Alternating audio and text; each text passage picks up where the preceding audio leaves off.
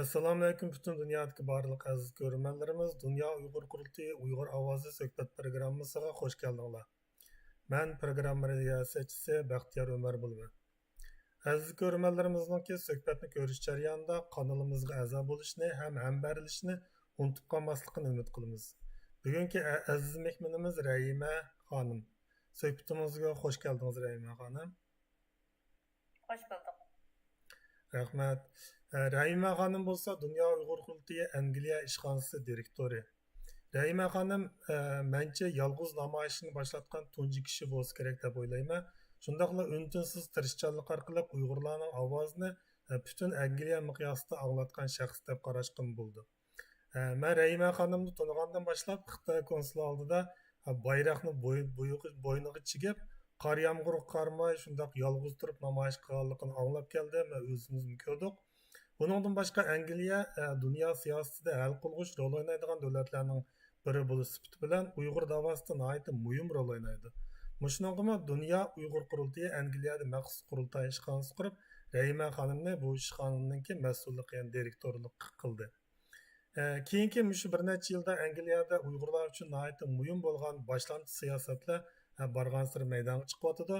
Mana bu natijalar Angliyadagi Uyg'ur tashkilotlarimizningki, fidokorlarimizningki issiq sovuqqa qarmay, yerish charchashga qarmay uzluksiz elib berayotgan tirishchanligining bir mahsuli deyishga bo'ldi. Balkim Raima xonimni dunyodagi Angliyadagi Uyg'urlar, mayli siyosatchilar bo'lsin, tanimaydiganlar bo'lmasligi mumkin deb qarayman. Shundaqdimi Raima xonim o'zingizni ham qurultoy ishxonasini qisqa bir tanishtirib o'tsangiz rahmat. Rahmet. Endi ben bayam siz tanıştırıp ötkendek, endi uzun yıllar oldu. Ben bu şu davanın içinde meyli bizim London Uyghur Ensemble arkalık olsun ya ki faaliyetler arkalık olsun her cihetten asaslık şu davanı merkez kılıp Angliyaga kelgenden beri faaliyetlerini ilip beriyapman.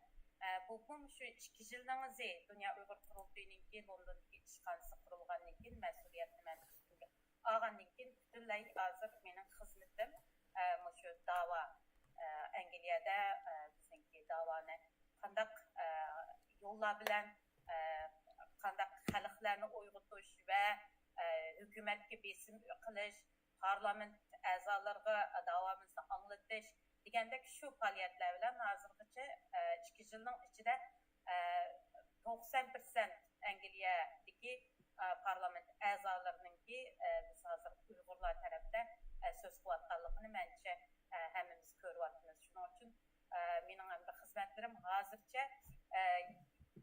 to'liq yetarli bo'lmasa-mu, hali Angliyada ko'p natijalarga erishdi deb o'ylayman. Ko'p rahmat. Endi suhbatimizni rasmiy boshlaylik. Tunog'un ya'ni 1-oyning 23 kuni Fransiyadagi xo'shallik bilan birga yana Angliya parlament a'zolarimi birdek ovoz bilan Angliya hukumatiga Sharqi Turkistonda qirg'inchilik bo'layotganligi hozirgi eng og'ir xavf xatar ekanligi hukumatning buni tekshirish kerakligini talab qildi. Ham Angliya hukumatiga 2 oy vaqt beribdi. Hukumat yana 2 oy ichida parlament a'zolarining bu talabiga javob berish kerakka. Bugun biz mushu ishni ko'rdigan holda Raima xonim bilan suhbat o'rlashtirdik. Raima xonim, qisqacha bir tanishtirib bersangiz, bu qanday bir tekshirish, kimlar orqali nada bu tekshirish talab qilindi? Anadagi agar bu tekshirish natijali bo'lganda Angliya hukumati bundan keyin Uyg'urlar to'g'riliq yana qanday bir qarorlarni olishi mumkin? Rahmat. Buningki asosliq bu talabninki ya'ni Angliya hukumatining xatar, ya'ni Uyg'urlarga qirg'inchilik bo'layotgan xatarni tekshirish degan bu talab asosliq parlamentdan Angliya parlamenti oldingi yili bu qirg'inchilik bo'layotdi degan qarorni olgan bo'lsa-mu, hamda Uyg'ur sotininki yaqinqi qarori, ya'ni qonuniy tekshirish bo'yicha eng oxirida Uyg'urlar va shu yerdagi musulmonlarning ustidan Xitoy hukumati irqiy qirg'inchilik ilib beryapti degan bu qaror chiqqan bilan Angliya hukumati hozirgacha yana butunlay boshqa davlatlarga o'xshashla sukut turyotidi. Shuning uchun Angliya hukumatiga besim qilishninki birinchi qadami Angliya hukumatining mushu hozirgi qirg'inchilik qilayotganligini qabul qilish. Buningdagi tunugunki mushu harakatga chaqirishi agarda Uyg'ur sotininki qarorini sizlar qabul qilmagan bo'lsanglar, o'zinglar tekshiringlar. Bu tekshirish bütün Uyg'ur sotining hozir to'plangan nurg'un minglagan batlik asos paketlari bor. Hamma narsa o'tirdi.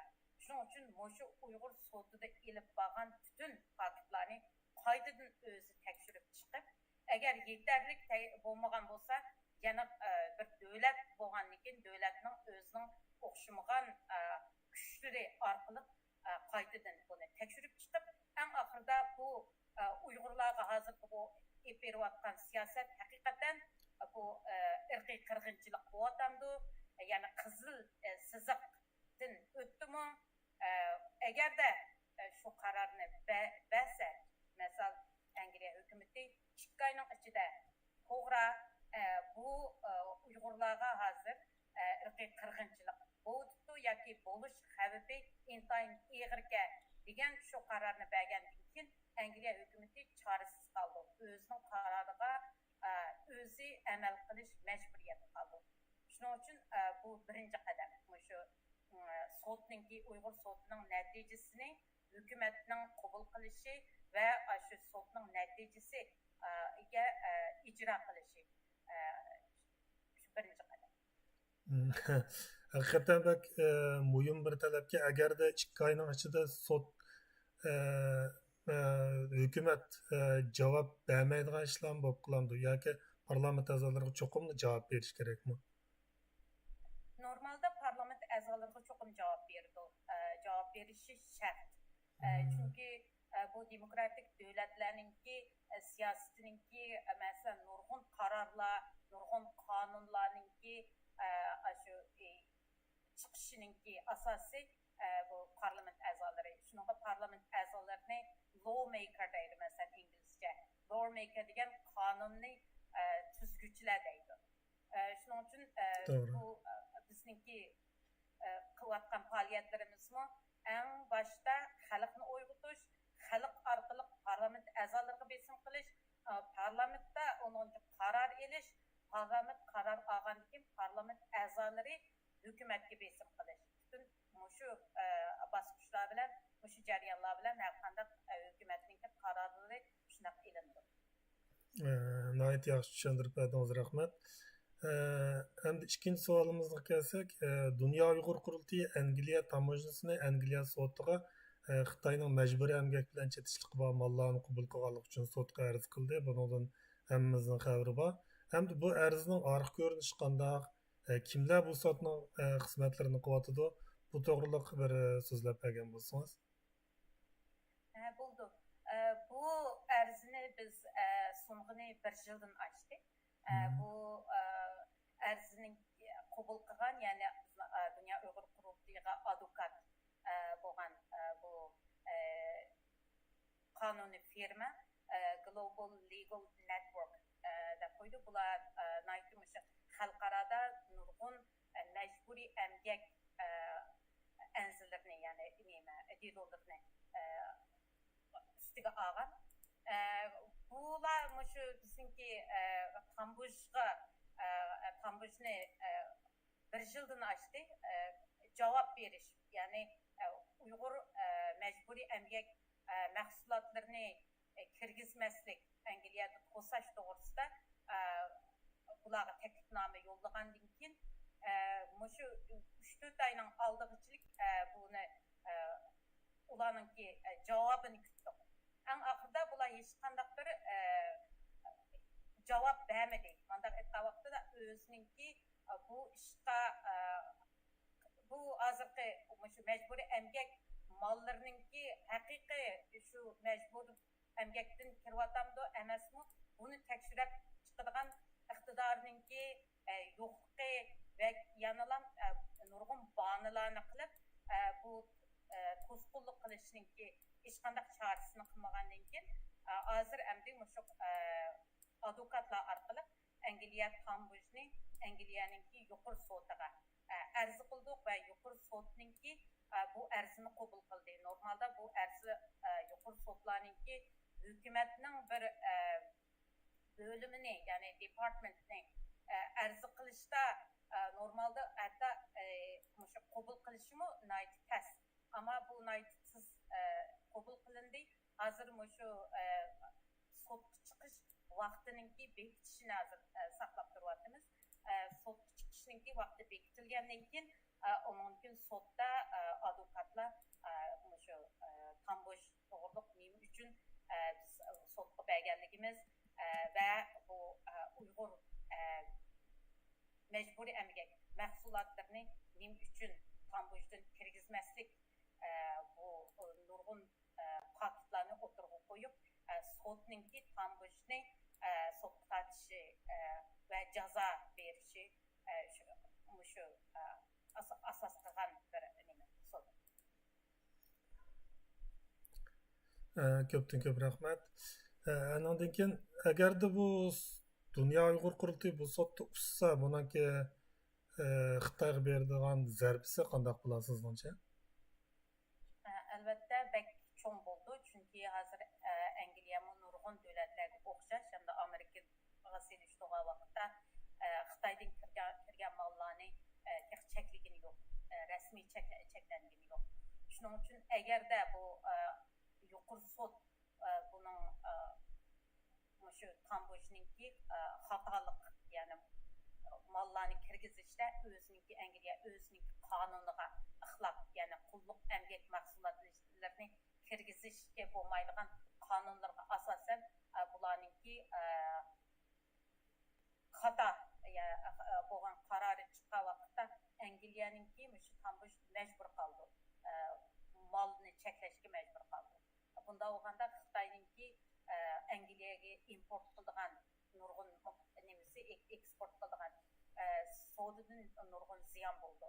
Hamda bu faqatlam Angliya o'zidan to'xtab qolmasdan bu Yevropaning boshqa davlatlari masalan nurg'un shu majburiy emgak molni kirgizmaymiz degan ahdnomalarga qo'l qo'ygan davlatlarning bu mollarni cheklash majburiy bo'ldi.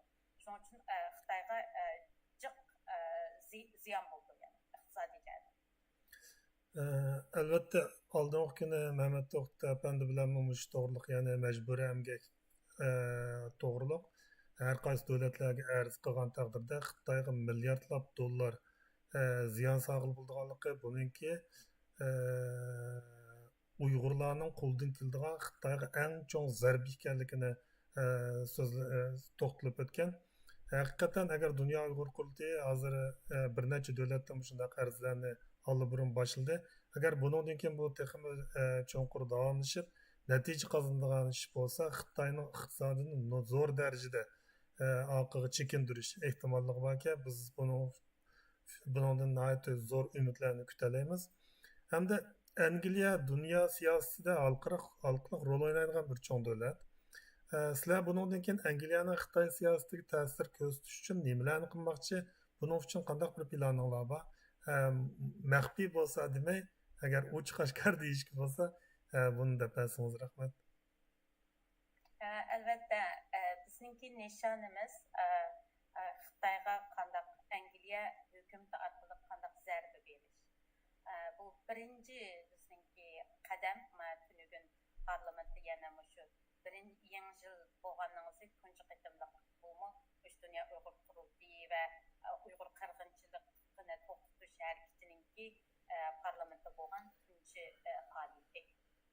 Bu parlamentdagi nurg'un bo'layotgan faoliyatlar o'zligidan bo'lmaydi, chunki bu dunyo siyosatida ham Angliya o'zining nurg'un masalalar bor. Shuning uchun bu parlament a'zolari o'zligidan Uyg'urlarga ko'ngil bo'lib ketmaydi. Shuning uchun bularninki harakatga o'tish uchun yana bizning xizmatimiz nihoyat muhim. Men bayam deb o'tganga o'xshash Angliyaninki hukumatning siyosatini Xitoyga qarshi kuchlantirish uchun parlament a'zolarini o'z tarafimizga to'plashimiz nihoyatda muhim.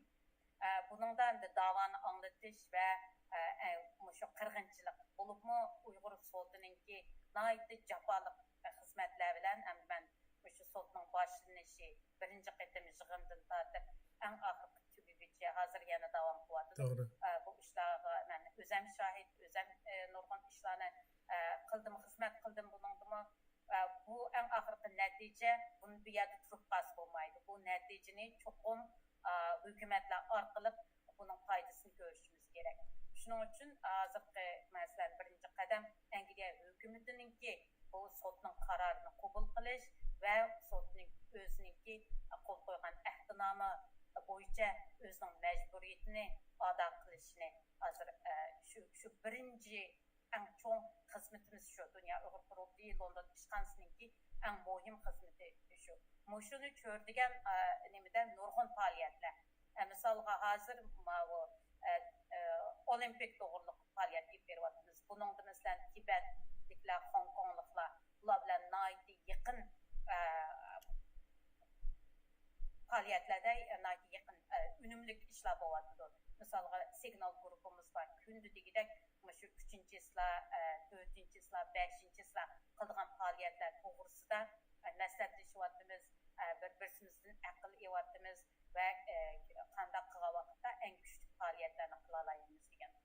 Endi Angliyada men shu 2 yildan Dunyo Uyg'ur qurultiyi ishxonasining xizmatini qilgandan beri ko'plagan kishilarni, ya'ni xalq, yerli xalq, Yahudi, musulmon, boshqa millatlar, onunkin